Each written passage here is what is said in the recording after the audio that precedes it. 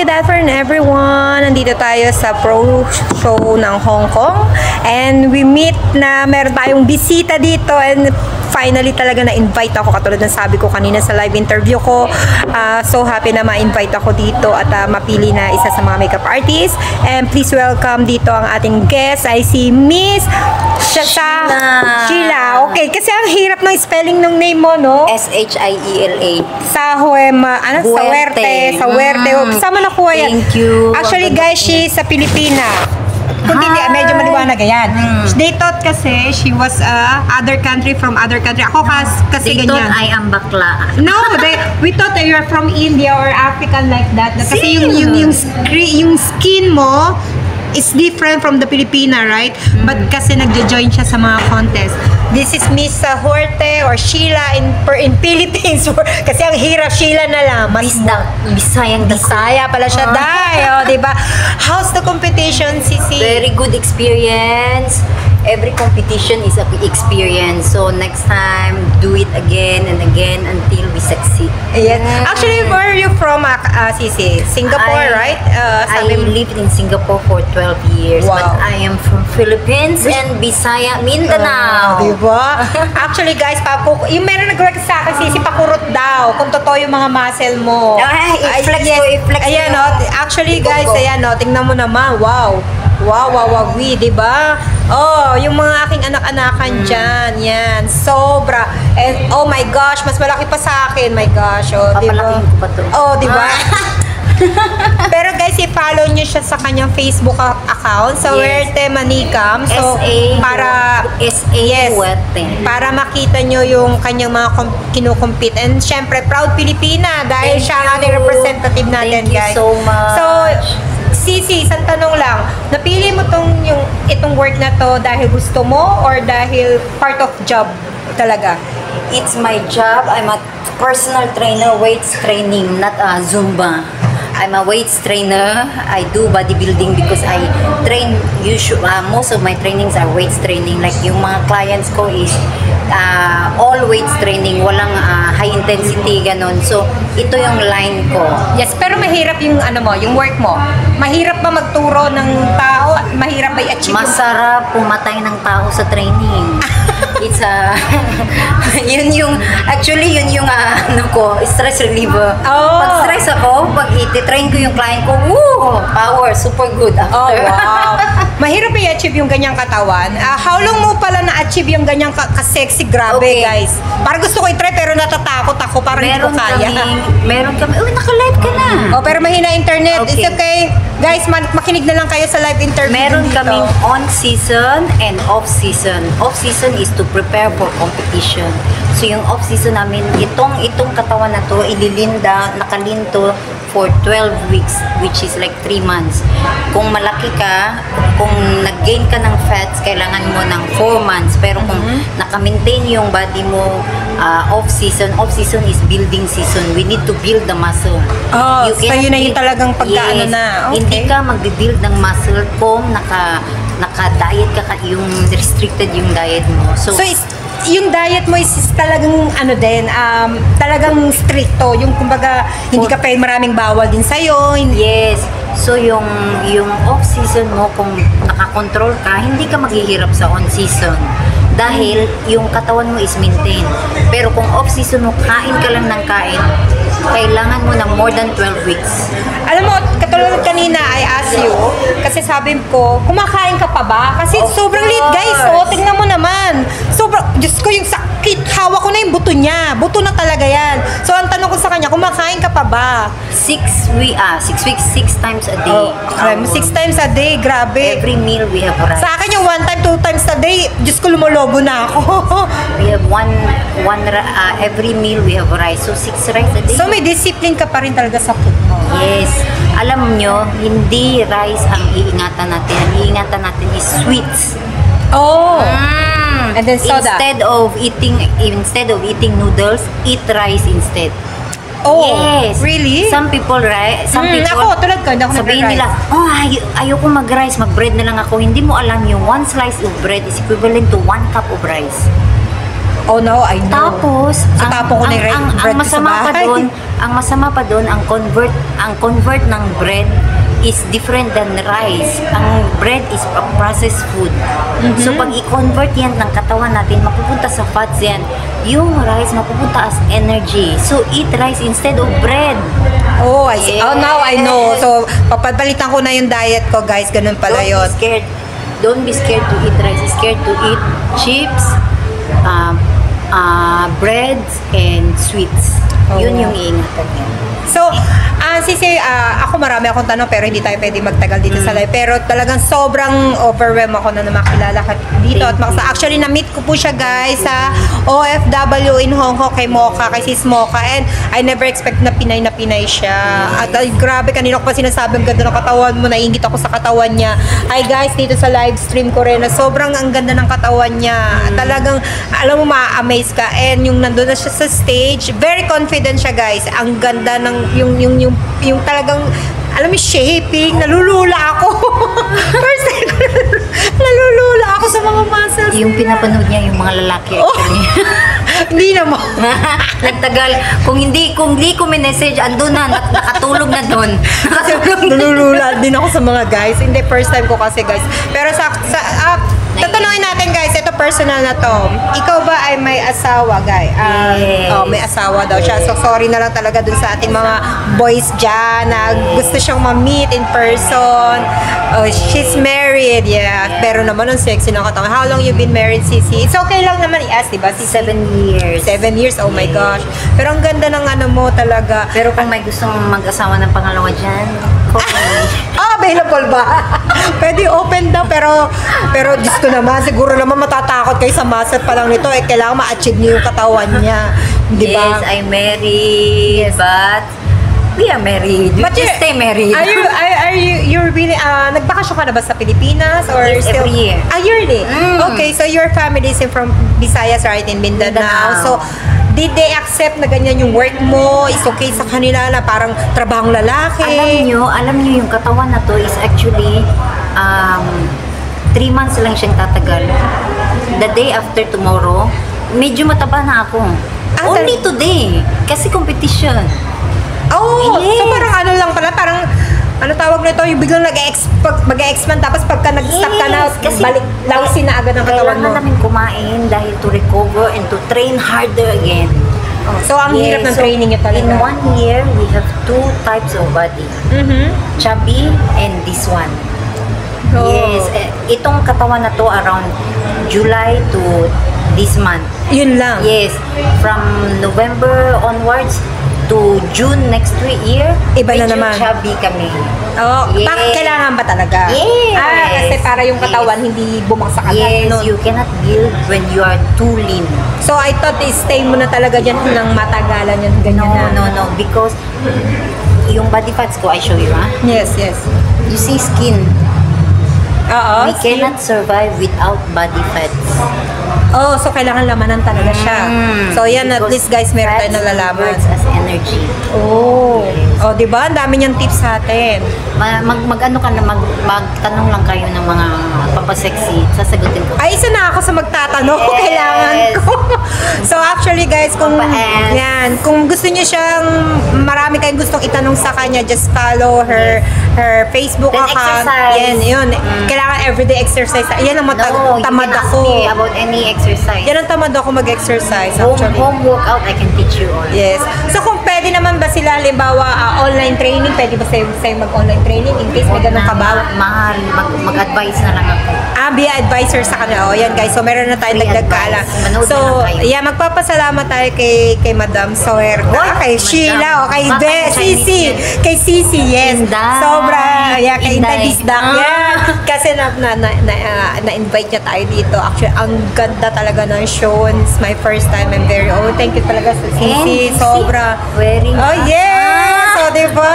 Nasa VIP tayo, guys. guys. Di ba? Bihira makapasok dito. Kahit na sabihin na natin ang daming in-check, syempre proud pa rin tayo makapasok dito na bihira. Kaya pala natin makipagsabayan mga Pinoy dito, di ba?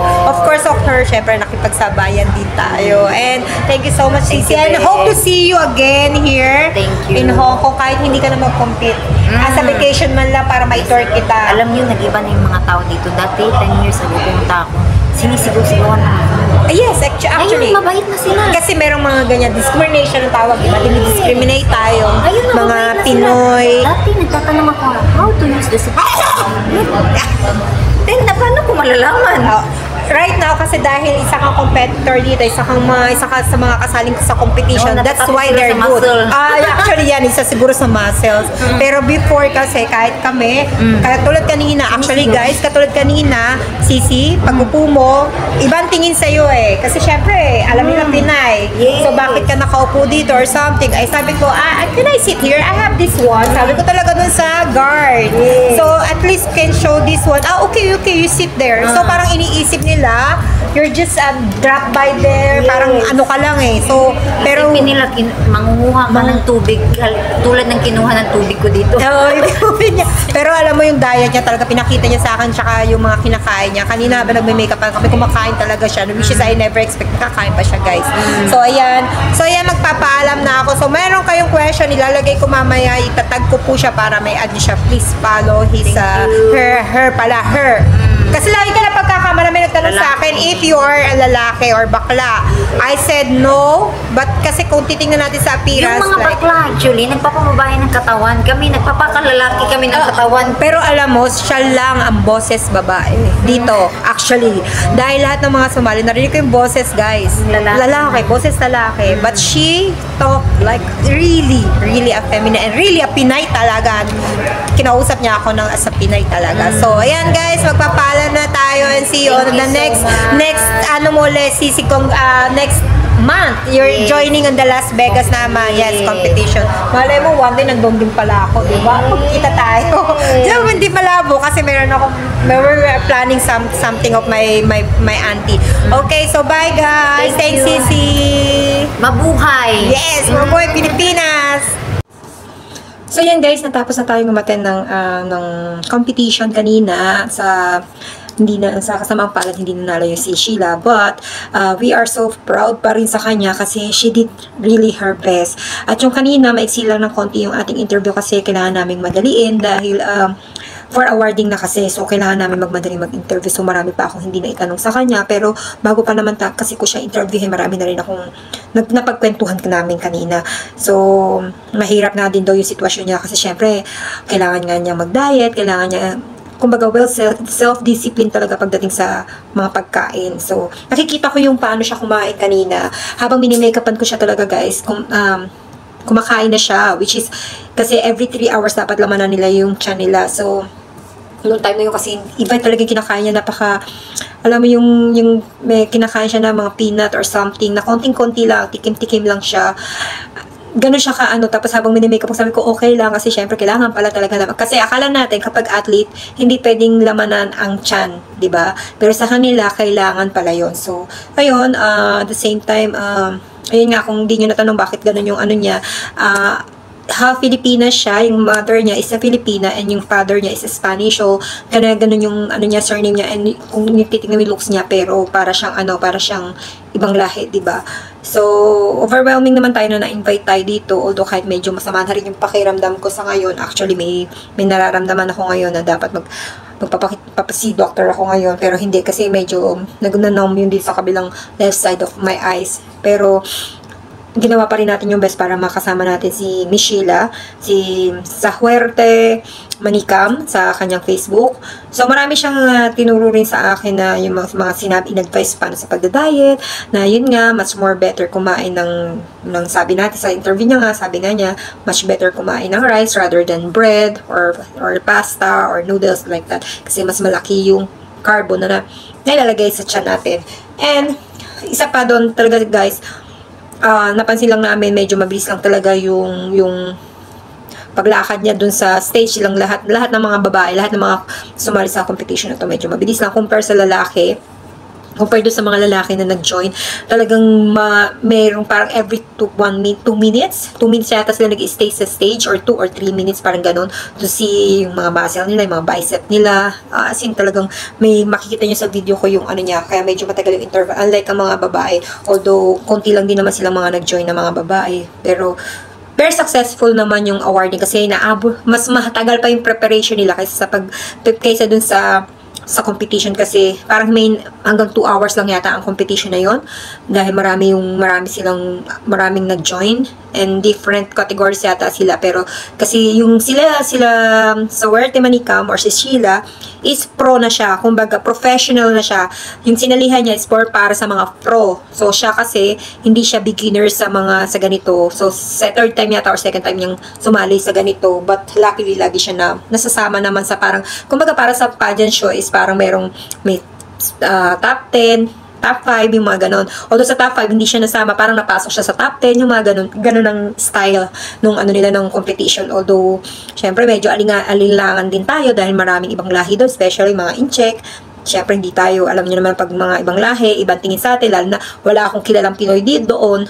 But I did my best din na pakita na nandoon ako, nakaupo ako doon. So, thankful doon. Isa na yun sa best experience na nakita natin. Makita rin natin ang kapwa natin Pinay na sumasali sa ganitong competition. And kakaiba sa mata natin. And alam nyo, kung makikita nyo lang talaga in person si Miss Sheila talaga. As in, talagang matutuwa ka kasi sobrang sexy niya at ang ganda ng self-discipline niya pagdating sa pagkain talaga. Tsaka hindi siya yung tipo na katulad ng ibang mga sumasali sa competition or mga ibang Pinay din na medyo, syempre di naman natin maalis, medyo may ibang ugali. Pero siya talaga, napaka down to earth niya. Alam nyo ba guys, habang nagme-makeupan kami, actually hindi kami mapag-makeup na kasi nagtatawanan din kami, ang daldal naming dalawa, nagkikwentuhan kami. Alam niya na yung gagawin din, hindi ka niya pahihirapan basta-basta. At saka, sa harapan mo nga, habang nagme-makeup siya, nagbibihis na siya, sobrang, alam mo yung makita mo yung mga ganong experience. Tapos meron din isang Amerikana na nandoon, and hindi ko lang naitanong yung name pero nakakwentuhan ko. So tapos talagang makwento din siya, and then nakasabay ko din siya sa labas, napagkwentuhan din kami. At sabi ko nga, ang galing ng ang ganda mo rin kasi ang ganda ng katawan mo. Talagang silang lahat pinaghandaan nila yung competition na to, na which is hindi mo na-expect na may mga babae palang ganun talaga, totoo sa totoong buhay na meron palang ganun talaga, ganun yung katawan nila. And at the same time din yung mga lalaki, alam nyo ba, pag nakikita mo yung muscles nila, sobrang lalaki. Parang iniisip mo, alam mo yung sa movie, yung mga nakikipag-away na talagang parang si Hulk Hogan, parang si The Hulk. Ganun yung katawan niya, ang lalaki talaga guys. And nakakatuwa kasi tapos may maraming audience doon na mga bet na nila or mga kasama siguro nila, although tayo, syempre ako lang ang kasama ni Sheila. Yung katabi ko nga kasi nung napasigaw ako ng go, sabi ko, go sis, tumingin siya sa akin kasi nag-iisa lang ako. So parang gusto kong sabihin, sino ka ba? But it's okay kasi ganun talaga. By this next month naman ay sasali ulit si Sheila sa Las Vegas naman, and continue pala itong ginagawa niya. Isa na rin daw para sa pag-maintain ng katawan din niya. And yun nga, kung gusto nyo guys, na tulad na sabi niya, kung gusto nyo ng advice about sa pagda-diet, pwede nyo siya i-PM as anong klaseng diet ang gusto nyo gawin. Napakabait niya, as in hindi kayo mapapahiya kausapin siya, kasi lalo na in person, talagang madaldal din siya, talagang niya sa tao. Very approachable siya sa tao. So, iyon, kaya thank you talaga kay Sheila, kasi buti nalang binanggit mo talaga yung real name mo, Sheila. Ang hirap kasi banggitin yung sa Werte Manicam, yun yung name mo sa Facebook. Ang hirap talagang banggitin, kailangan ko pa i-search isa-isa ko pa, scroll ko pa. Pero dahil nga Sheila ang name mo, much better, mas madali, di ba, tandaan. And keep in touch lagi, and pagpa-pray ka namin na sana sa susunod makuha mo na talaga yung gold medal. At ikaw na talaga ang mananalo niyan, Sisi, kasi alam ko naman na pinaghahandaan mo talaga lahat. Kasi dito guys, siguro kung makikita niyo, magtataka kayo, bakit ang lalaki ng mga ibang parte pwede namang maliit lang, yung ganun. Kasi pala, ngayon ko lang din nalaman niya na meron palang mga sizes na required sa bawat competition. Hindi pwedeng nagpalaki ka lang, yun na yun. No, meron palang sizes yun. Meron palang sukat sila kung ano yung dapat masunod. So, sabi nga ni Sheila, dito, hindi siya pwede sa sukat nila dito. Medyo maliit yun sa kanya kung tutuusin. Parang maliit or something compare sa iba. Parang ganon. Yung makikita yung iba, lalaki, merong maliit ang katawan, merong, as in sobrang ano pa. So, kailangan niya pang i-manage pa yung ibang parts ng katawan niya. So, kailangan pang palakihin niya pa. Kung makikita mo malalaki na yung mga muscles niya, merong kailangan pang mas malaki. So, depende sa bawat pupuntahan mong lugar kung ano talaga yung sizes na required nila. So, kailangan mas malaki pa yung mga muscles mo, kailangan mas kita pa yung buto mo, buto ka mo na, ganun yung dapat mong gawin, ganun yung required nila. Kasi lahat doon makikita mo guys, halos buto na lang yung nakikita mo talaga pag ilangat nila, pag nagtaas sila talaga ng kanilang mga muscle nila. As in, buto na lang yung makikita mo six packs nga sila, pero Diyos ko Lord, buto na lang talaga ang makikita mo na talagang bakat na bakat yung buto nila. So, iyon, kaya sabi ko nga, doon ko lang nalaman na may required pala, which is akala ko basta sumali ko lang, lalo na pag malaki yung boobs mo, bakit kailangan mong palakihin, which is pwede naman yung ayos lang ang size. So, talagang ginusto mo para umangat pala yung muscles mo, mas magkipagsabayan yung boobs mo sa muscles mo. Hindi katulad natin, puro tabs lang tayo, di ba? Puro tabs. Yan ang meron sa atin, pero yan ang madali para sa atin, pero yung ganung muscles, parang ang hirap i-achieve yung ganung muscles. So, pero siguro kung disiplinado ka talaga ang nasa utak mo, gusto mo lumit ang katawan mo, pumayat ka, at sumali sa mga ganitong competition, kailangan mo talaga ng well-disciplined talaga pagdating sa diet, sa pagkain, sa lahat ng gagawin mo, sa everyday na gagawin mo, yun talaga. At yung mga training nila, may mga, hindi basta lang nag-training ka lang, ganun, kasi syempre may mga parts din ng katawan natin na pwede madisgrasya. So, sa mga gusto pong matuto, i-message nyo lang po sa Huerte, SA yun, SA, Huerte, Manika. So, message niya siya para mabigyan niya kayo ng magandang advice para hindi kayo biglang mabigla sa pag-exercise nyo or sa pagmamanage ng mga buto ng katawan nyo, kung paano nyo gustong palakihin yung mga muscles nyo, kasi kailangan talaga doon kayo kumuha sa mga mas meron na talaga at sa mas marunong na yung mga professional na nga tinatawag, kasi may mga parte tayong pwedeng hindi natin masabi kung anong mamali tayo, diba? Minsan nga, nagbuhat nga lang tayo, maiipit na yung ugat natin, so sila mas nakakaalam. And yun lang guys, so shinare ko lang sa inyo yung aking experience dito sa event na to, at sobra talaga akong natuwa, and hopefully may mga susunod pang event na mapuntahan natin at i-share ko para sa inyo. And thank you so much again sa ating